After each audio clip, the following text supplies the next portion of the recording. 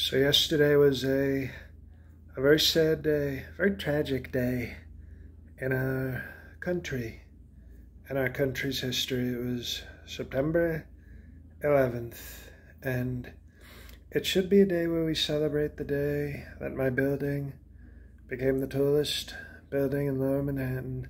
But now the radical left, they don't want to do that.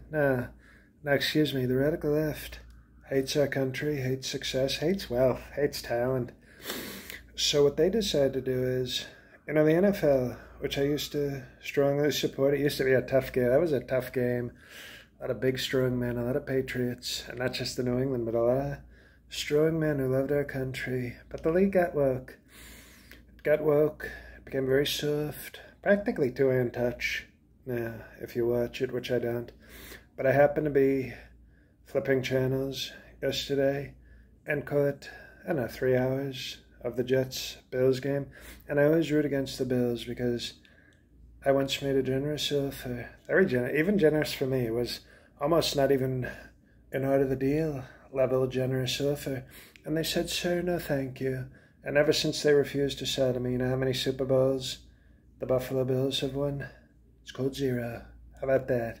I don't think that's a coincidence, but half of the quarterbacks, or almost half, enough of the quarterbacks are, they call them African Americans, they're blacks. Quarterbacks, we call them quarterbacks. And except a lot of them are 100% black. And Mahomes, I think, is half a black. But the point is, the woke has won. They've won over the NFL. Practically half the quarterbacks are black. And that's not good enough, is it, for the woke? This is why you have to stop wokeism and the radical left when they start. Because Aaron Rodgers, not only one of the great whites, we call him a shark because he's a great white quarterback, free thinker.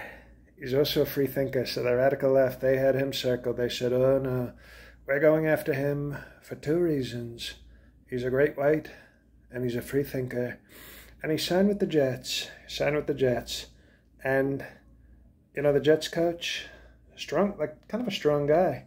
And I thought he just had a good tan, but it turns out he's Muslim. Okay, that's, I think he's okay here, so we're not raising that. But to have a Muslim in charge of a Jet on September 11th seemed like a bad idea, if we're being honest. And I'm like, what was it, the third play? I don't even know, it was at practically the beginning of the game. Aaron Rodgers, great white, free thinker, future Hall of Fame quarterback, gets tackled by a black, of course. It wouldn't be Joey Bosa, a great MAGA player like Joey Bosa. He wouldn't have done that to Aaron Rodgers, but a black from Buffalo tackled him, didn't even do it nicely, with respect, tackled him, and Aaron Rodgers tore his Achilles heel, tore it right up, with not even an apology. Have you ever seen something so nasty? Not even an apology. And that's the whole season, the whole deal, like 2 Corinthians, that's the whole deal for Aaron Rodgers.